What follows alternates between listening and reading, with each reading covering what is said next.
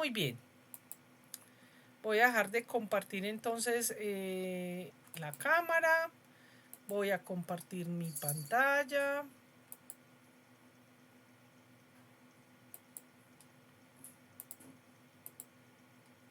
Muy bien.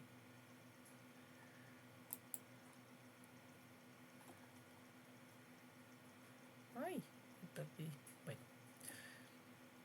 Y vamos entonces aquí.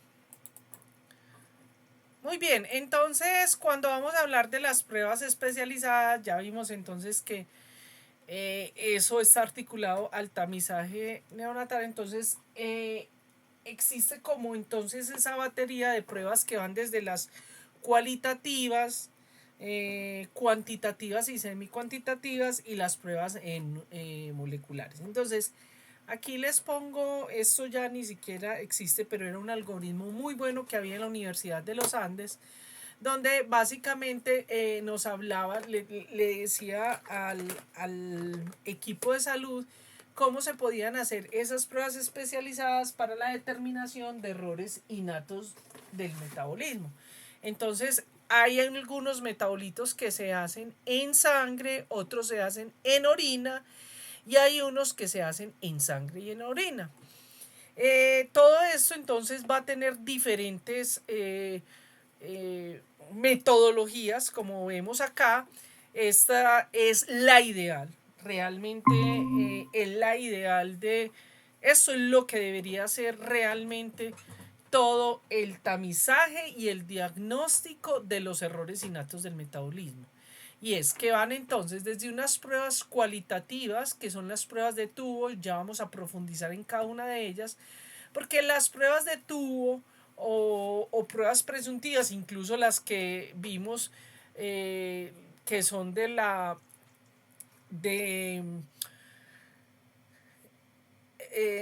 los servicios de primer nivel de complejidad en nuestro sistema, cierto, podrían incluir. Pero hay un grupo de muy clásicas desarrolladas desde el siglo pasado, que son lo que se llaman las pruebas de tubo, pruebas cualitativas, y que entonces esas pruebas se pueden hacer en orina o en sangre, y entonces pueden ser pruebas que son presuntivas y nos pueden decir por lo menos a qué grupos de metabolitos están implicados en las manifestaciones clínicas del neonato.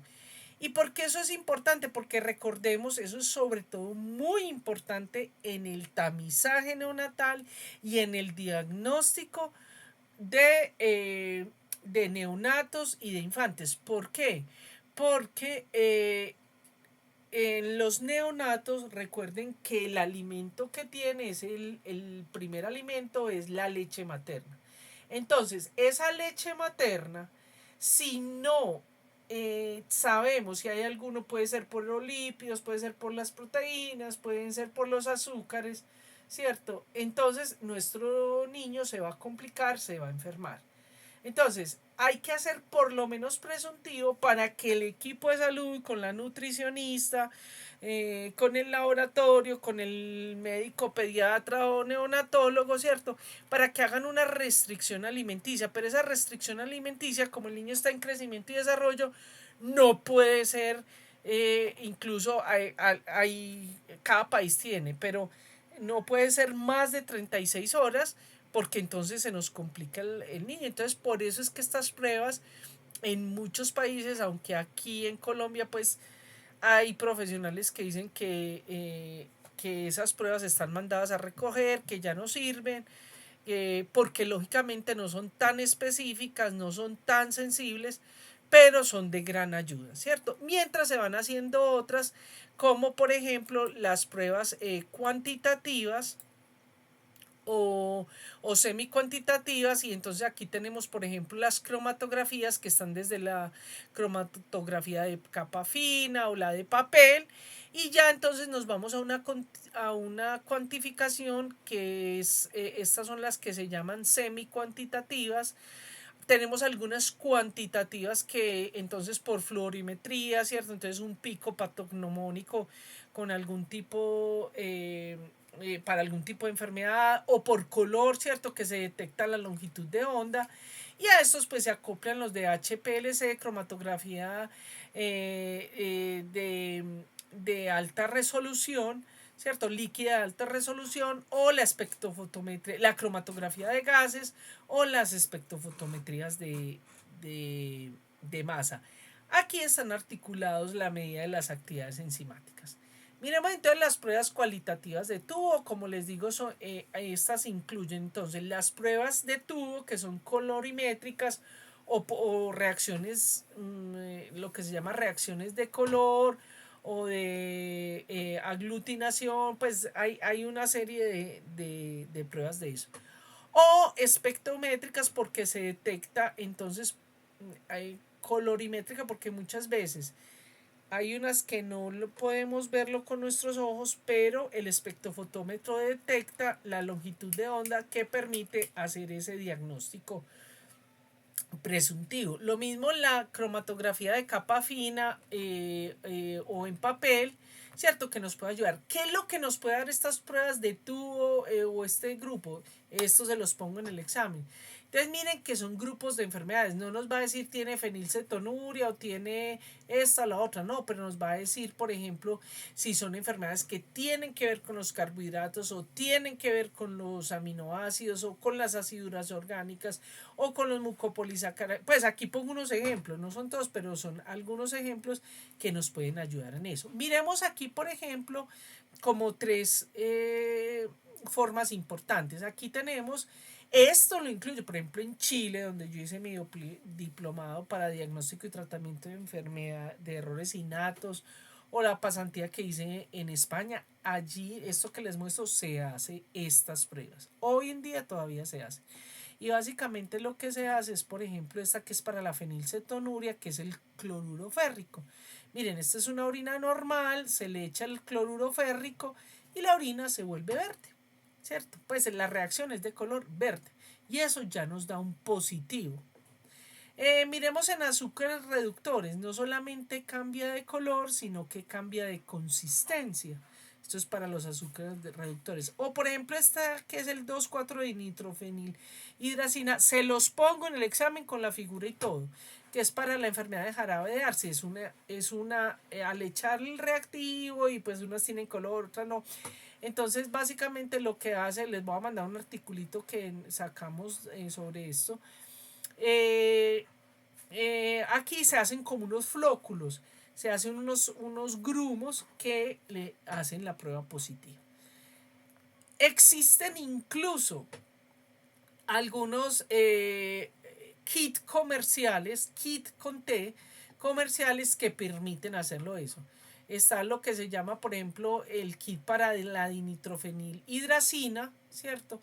Y el ACTES. Miren qué interesante cómo estos que los venden comercialmente después en Europa y en Estados Unidos, y entonces le pueden ayudar a uno. Fíjese que, pero miren que es grupo de enfermedades, ¿cierto? Le está diciendo a uno cuáles posiblemente pueden estar. Entonces eso le puede ayudar al médico mientras hacen la cromatografía, porque una cromatografía se demora por ahí 2 días, dependiendo de la cromatografía, más si es espectrofotometría de masa, y más si es Colombia, donde usted manda estos exámenes y se le demora 60 días hábiles.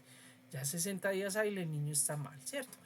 Miremos, por ejemplo, en la nitroprusiato, la prueba de nitroprusiato de sodio, cómo podemos ver diferentes enfermedades que tienen que ver, por ejemplo, con aminoácidos o compuestos azufrados, ¿cierto? Aquí aquí les muestro la comparación, porque esto lo hacen en estos países donde están estos programas, hacen las de tubo, porque esto simplemente es coger la orina, echarle, mejor dicho, lo que se demora es apuntar el nombre del paciente y toda la cosa. Porque usted coge la muestra de orina, le echa unas gotas de cloruro férrico. Aquí está mal porque esta es la de los azúcares reductores. Puse mal esto aquí de cloruro férrico. Y da positiva, ¿cierto? Da positiva. Y realmente esto, comparado como por ejemplo con esta cromatografía de capa fina, donde evidentemente nos está mostrando, este es el estándar, ¿cierto? Y nos está mostrando que está aumentada la glucosa, ¿cierto? Entonces se compara con esta, ya esta es más semi-cuantitativa. Hay algunos, hoy en día existen incluso con unos marcadores de peso molecular. Estas son cromatografías de capa fina que también en estos países se hace. Mire que por ejemplo aquí está aumentada la fenilalanina o aquí está aumentada por ejemplo la leucina, isoleucina y valina. Y ya con eso es una gran ayuda para ustedes como médicos tratantes.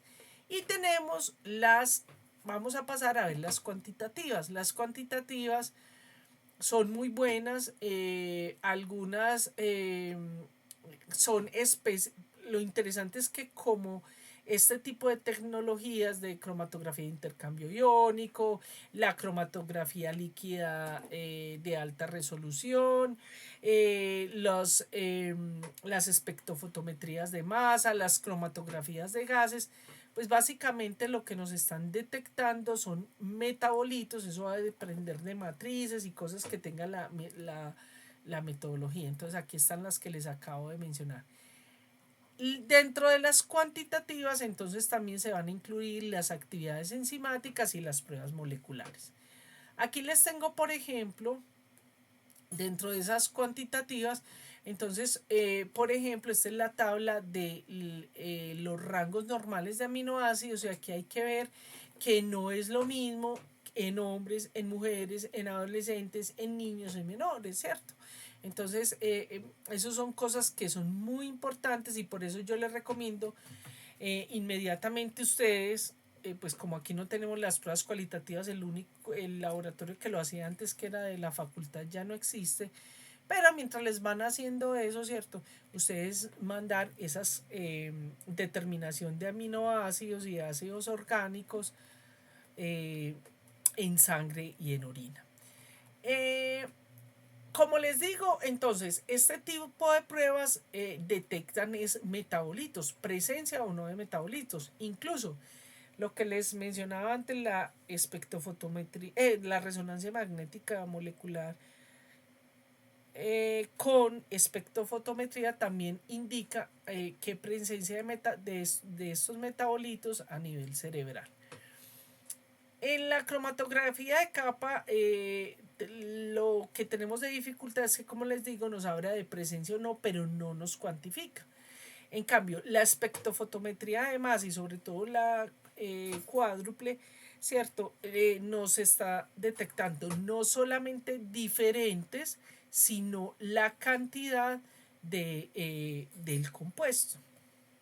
Bueno, hay que tener en cuenta que todas estas muestras tienen, como son metabolitos específicos, y eso lo tiene que hablar usted muy bien con el laboratorio donde usted trabaje, porque van a haber una serie de manipulaciones, la manera de recolectarlo, porque hay algunas que son sensibles a la temperatura, a la luz, entonces hay que mantenerlas en hielo. Entonces hay que tener mucho cuidado de lo que puede contaminarlo, ¿cierto? Por ejemplo, en los neonatos es muy difícil. Hay unos dispositivos para los bebecitos, pero recoger las muestras de orina son muy difícil. Muchas veces se van a contaminar con bacterias o con materia fecal, con bacterias porque cuando le limpian, como el niño tiene pañal, entonces son ese tipo de cosas que ustedes tienen que tener en cuenta. Por eso es muy importante la clínica. También es muy importante la edad, ¿cierto?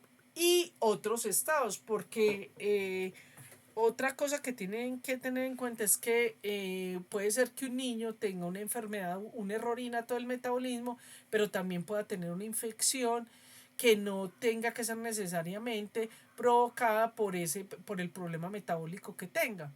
O puede ser que nació en ciertos entornos donde, por ejemplo, hay un envenenamiento. O sea, o por ejemplo en los adultos y en las mujeres, por ejemplo, la sangre, ¿cierto? Que la sangre menstrual puede hacer que varíen esos valores. Bien, lo mismo los alimentos, sobre todo en los niños cuando ya comen todo tipo de comida, las dietas, tenemos algunos alimentos algunos compuestos de los alimentos, especias, colorantes que hacen que pues nos den resultados que no esperamos, entonces hay que tenerlos en cuenta. Lo mismo pues algunas enfermedades. Vamos a hablar un poquito con respecto a las pruebas moleculares. Las pruebas moleculares son una gran herramienta. Tenemos una gran gama, estas que están aquí casi que las estamos haciendo todas, sea porque hay algunos laboratorios que prestan el servicio, o sea porque toman las muestras y las envían al exterior, generalmente a España o a los Estados Unidos. Pero entonces tenemos, por ejemplo, dentro de las pruebas moleculares hay unas muy clásicas, como por ejemplo para la glucosa 6-fosfato deshidrogenasa o para, por ejemplo, la fosfatasa, la piruvato quinasa, ¿cierto? Donde se hacen lo que se llama los RFLPs, que son los polimorfismos en los polimorfismos en la longitud de los fragmentos de restricción. Eso es basado en enzimas de restricción que van a cortar el DNA. Entonces casi que decimos que son los alelos específicos. Los SNP o primer, que ustedes saben pues ahora, y más a ustedes que les va a tocar lo que es la medicina de precisión o la medicina personalizada, donde los SNP se vuelven fundamentales. Recordemos que ya no hablamos de mutaciones, sino estamos haciendo la transición hacia una nueva denominación para estas pruebas moleculares que se llama variante genética. En la década, finales de los 90 y principios en los 2000, se desarrolló lo que son los microarray, sigue siendo funcional, es interesante para muchas enfermedades y muchos genes específicos. No ha funcionado muy bien para los errores innatos, a no ser que sean unas mutaciones que han hecho, por ejemplo, un efecto fundador y que sean muy frecuentes en una población, ahí funciona muy bien. Pero el resto se vuelve como pescar en río revuelto, es un poquito complejo. Hay unos que, por ejemplo, en la pasantía que yo hice en Italia, muy interesantes, que son se llaman los MLPA, aquí ya se hace, se llama múltiple prueba de amplificación de múltiple ligación. Hay algunas enfermedades que ya lo han desarrollado y sirven mucho. Y lo que más y es lo que ustedes más se van a encontrar, que son la secuenciación de DNA. Ya vamos a hablar un poquito de eso. Y esto, que será el futuro advenimiento, todavía nos vemos un poquito atrasados con eso en algunas ciudades del mundo, sobre todo donde hay buenas tecnologías, se hacen real-time PCR que mide expresión génica. Entonces, miremos aquí en los polimorfismos de fragmento de la restricción. Este dibujo se los pongo en el examen para acoplarlo con la parte de genética, ¿cierto? Donde básicamente se va a cortar con enzimas de restricción y entonces nos va a dar o nos van a dar un fragmento que nos permite hacer el diagnóstico. Y tenemos desde ese que es como el más simple y que sigue siendo vigente para algunas enfermedades, pero esto es lo que están viendo ustedes más frecuentes. Y aquí lo pongo, por ejemplo, para un análisis de ácidos orgánicos o de algún tipo de enfermedades o glucogenosis o mucopolisacáridos, lo que sea.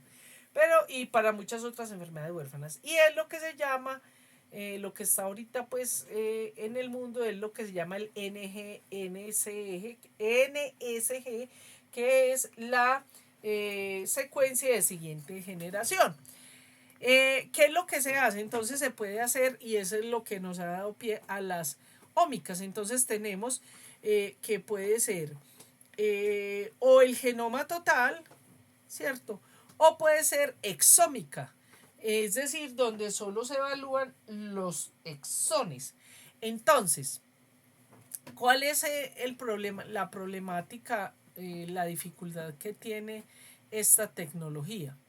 La dificultad es que esta tecnología está, como ustedes ven acá, tiene una parte que es la parte biotecnológica, donde a partir de las muestras o del material biológico de ácidos nucleicos, se amplifica y se detectan las diferentes variantes, y eso está acoplado a bioinformática, es decir, que existen programas que detectan los programas alimentados por bases de datos donde detecta las mutaciones. ¿Cuál es la problemática? Primero, la mayoría de laboratorios pues entonces no hacen a veces un estudio muy detallado, sino que hacen como una especie, digámoslo así, es una forma coloquial de yo decirlo, como una especie de barrido. Tiene unos programas que les indican cuáles son las posibles mutaciones, pero a veces no evalúan todas. Segundo, para los países que no desarrollados o en vía de desarrollo o pobres, ¿qué sucede? Que muchas de nuestras variantes genéticas no están en estas bases de datos. Entonces, el resultado son variantes que no son patogénicas o variantes de significado incierto. Entonces, hay que tener mucho cuidado con eso. Ya hay artículos que nos hablan de eso y nos dicen que hay hasta un 80% de falsos negativos. Miren ustedes acá, entonces tenemos que con la muestra de sangre se toma el material genético y se pueden hacer pues en toda la familia de las ómicas. Hoy en día tenemos incluso, y es lo que nos va a llegar y les va a tocar a ustedes, que son las metabolómicas, ¿cierto? Entonces pueden ser o específicas donde hay una enfermedad o una específicamente, o una donde se hacen detección de varias enfermedades, es decir, no dirigidas sino a lo que se encuentra. Tenemos que tener en cuenta que hoy en día con los avances de la de las tecnologías, como es por ejemplo el CRISPR, que ahorita está siendo tan famoso. Saben ustedes que este es para reacomodar esa mala información, meter buena información en nuestro material genético, que pues va a tener mucho futuro. Hay mucha discusión con respecto a eso. Eso todavía lo tenemos, se está buscando, se está para varias enfermedades, pero lo que nosotros normalmente tenemos hasta el momento, pero es las mismas tecnologías que se utilizan para llegar, pues para que eso nos llegue a nosotros, estas nuevas tecnologías, que como les digo, por ejemplo, ya tenemos medicamentos tipo RNA de interferencia, como fue lo de la vacuna. Todavía para terapias génicas se hacen mutagénesis dirigidas, etcétera. Pero en nosotros básicamente lo que se hace es que de plasma, orina o líquido cefalorraquídeo, aquí se hace por espectrofotometría de masa. Nosotros todavía no tenemos. Y de acuerdo a eso, entonces pues podemos seguir la conducta, pasar a la otra fase, que ya es la fase del manejo y tratamiento de la enfermedad. De todas maneras, aquí se está hablando hoy en día, afortunadamente hay muchas discusiones, porque en los errores innatos del metabolismo, todavía con respecto a las variantes mendelianas monogénicas, recordemos que monogénicas son las que son provocadas por una sola mutación. Como les digo, ahí les mandé el link, pueden ver el simposio que hubo el sábado pasado, quienes lo quieran ver. Me pareció muy interesante porque hablaron para una enfermedad, una glucogenosis, que es la enfermedad de Pompe, que presentaron un caso donde tenía una mutación, no solamente una mutación, sino varias mutaciones. Entonces mire que con estas nuevas tecnologías, pues todo eso está migrando a una serie de cosas muy importantes.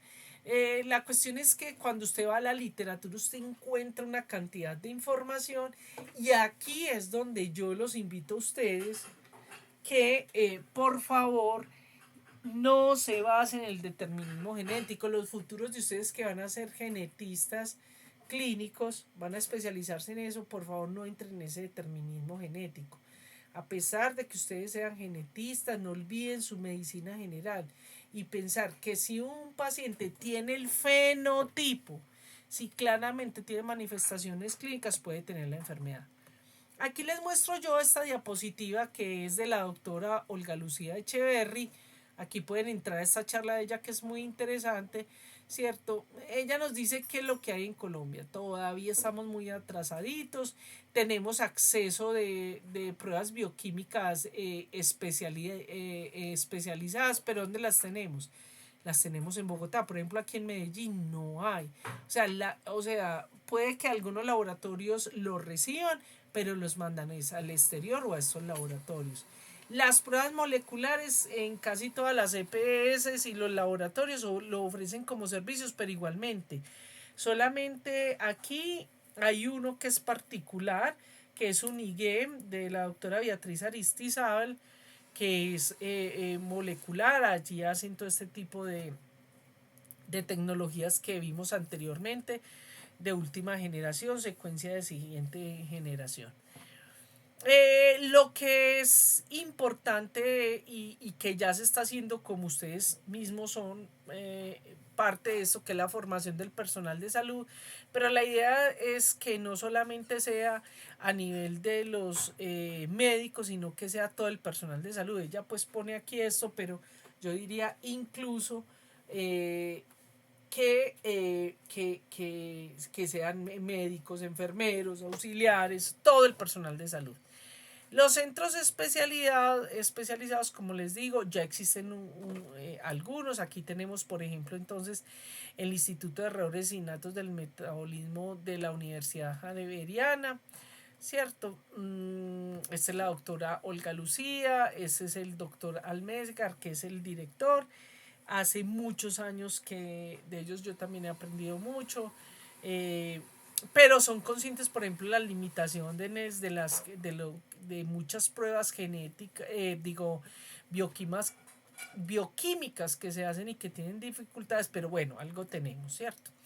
Bueno, vamos ahora a pasar a un pequeño ejercicio práctico de qué tienen que hacer ustedes cuando se enfrenten a pacientes, sea que les hacen un tamizaje neonatal, sea que tienen pruebas, sea que tienen manifestaciones clínicas, más aún que ustedes reciben los resultados de estas pruebas. Entonces aquí hay que tener en cuenta de que nosotros tenemos una ley que es la ley,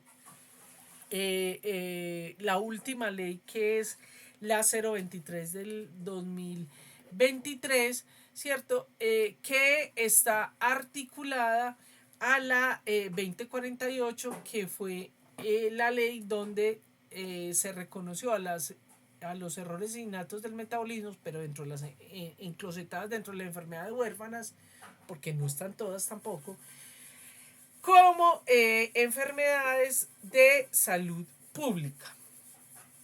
Son enfermedades que, por lo tanto, dentro de nuestra sistemática hay que reportarlas al sistema de vigilancia epidemiológica, Civigila.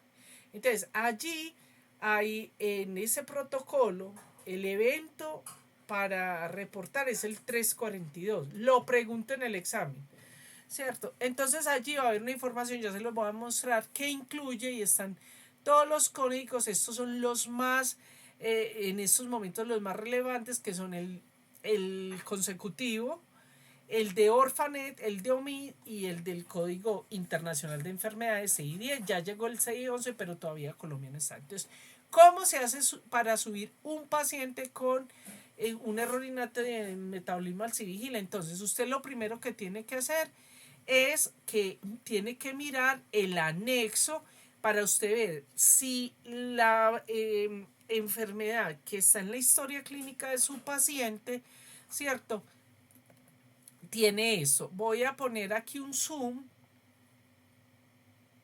para que ustedes lo puedan ver mejor.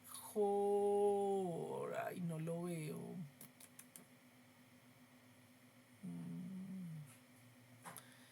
Ay, no veo cómo hacer un zoom acá. Ay. Bueno, no sé por qué no lo encuentro. A ver. No me deja ver. ¿Por qué? pantalla.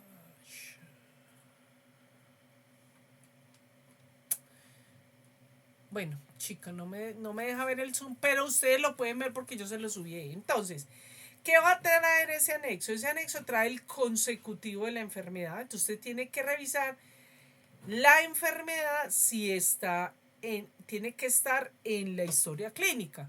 Entonces está en la lista de los nombres de enfermedades. Pero resulta que todas estas enfermedades tienen sinónimo. Entonces, ¿cómo puede encontrarlo usted? Por el código CIE10, que es el Código Internacional de Enfermedades, que es este que aparece acá. Una vez usted lo encuentra, como por ejemplo que aquí estuviera, por ejemplo, a ver, síndrome de la deficiencia de Colec 11, por ejemplo, esta que está aquí, que es la 1.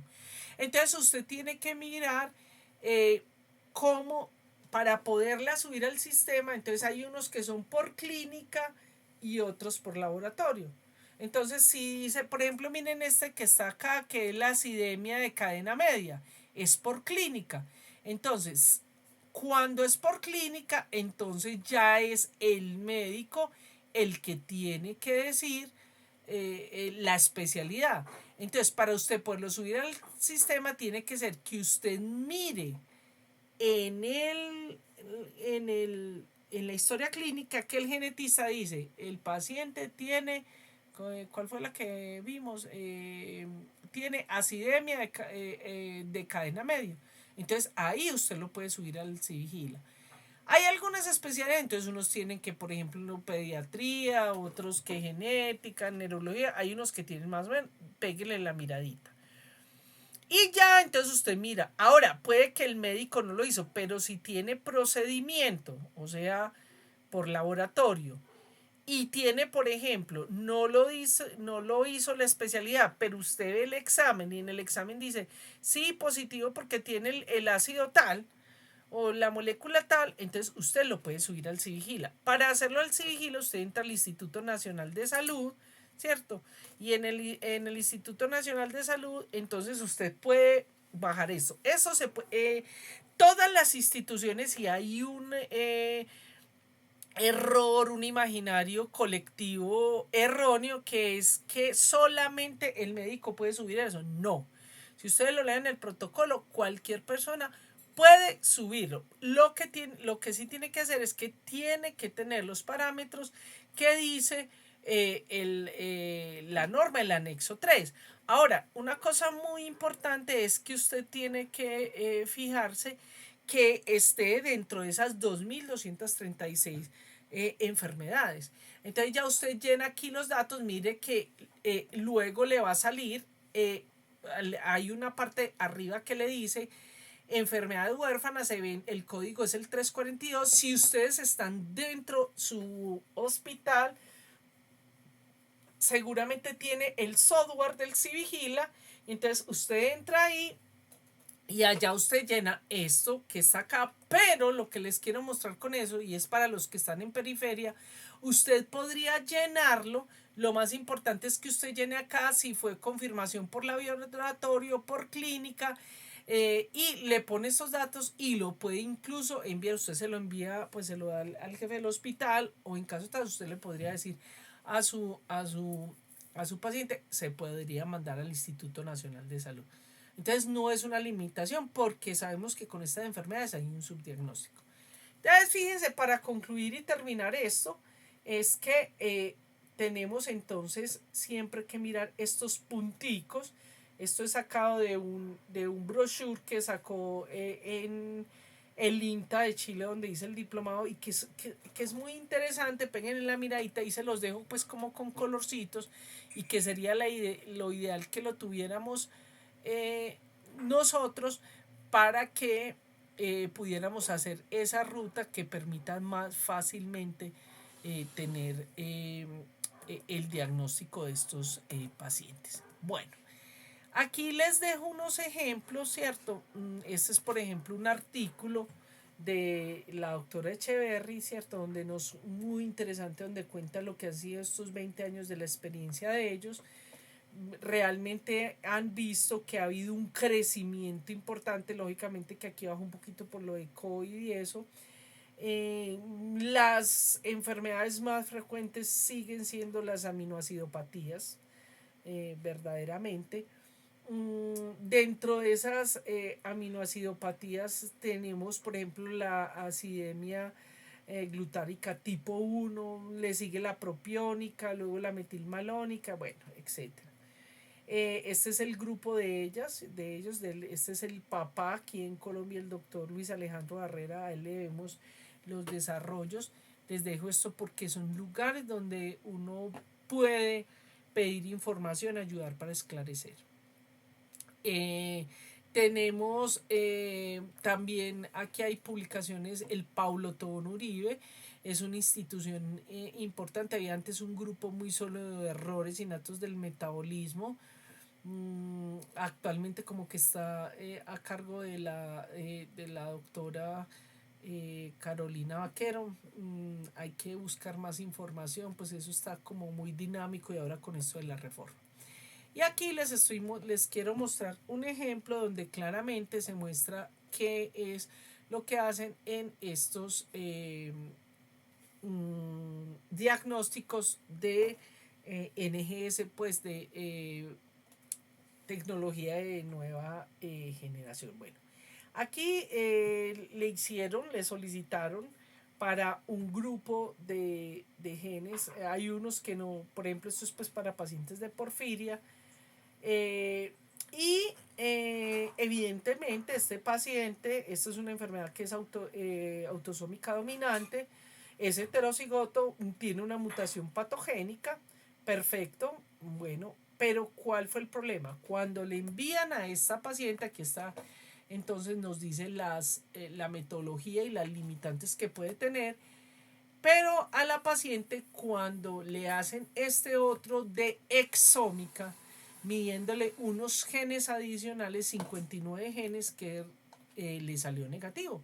Es decir, para toda esta batería de genes es negativo. Pues, ¿qué sucede? Que el grupo de médico tratante de esto toma este resultado y le quita el diagnóstico porque le salió un resultado negativo. Este es un último que nos llegó en estos días de un paciente que lleva casi 10 años en esta búsqueda. Su hijo también lo tuvo. Cuando hicieron la clasificación, le han hecho al padre, al hijo, es diferente. Bueno, finalmente ya tenemos esto que es un poquito, nos da también es para porfiria. Y pues ya por lo menos con esto nos están diciendo positivo, sale después de que pues a él le tenían problemas para reconocer la prueba molecular que le habían hecho anteriormente.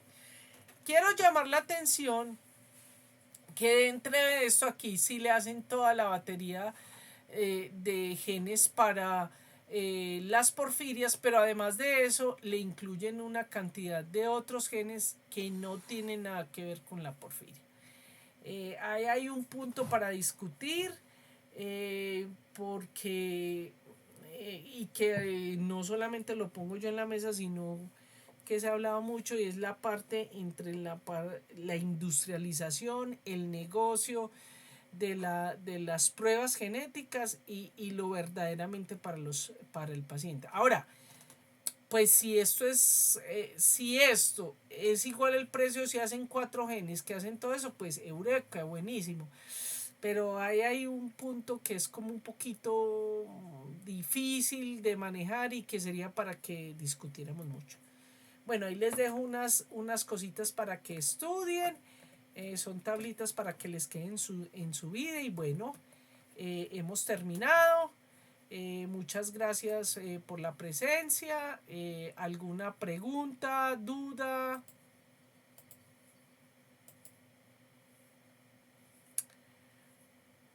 Bueno, chicos, entonces, chao, nos vemos. Subo los videos y ahí les quedan. Chao, chicos. Gracias. Profe, muchas gracias.